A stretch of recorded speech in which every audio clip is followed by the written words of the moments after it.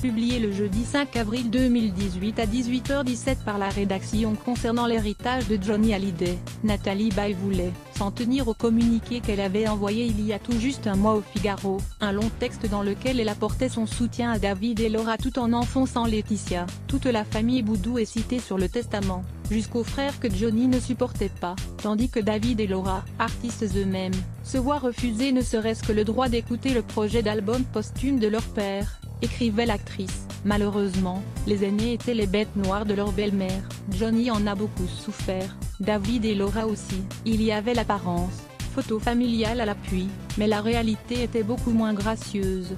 Une déclaration qu'elle voulait unique, mais qui retrouve un drôle d'écho dans l'interview que nos confrères de Marie-Claire viennent de publier. Mort de Johnny Hallyday, le jour où Laetitia a empêché Nathalie Baye de lui rendre visite à l'hôpital mise en boîte avant la diffusion du communiqué.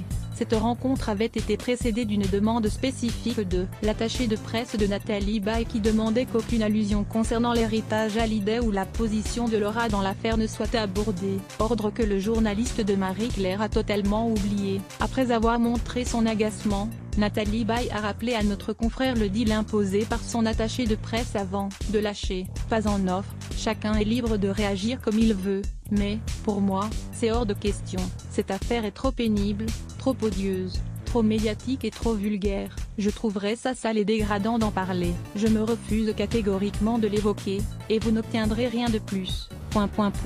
Si l'on ne dresse pas un barrage dès le départ au sujet de cette histoire, ça devient affreux. Il faut la vivre.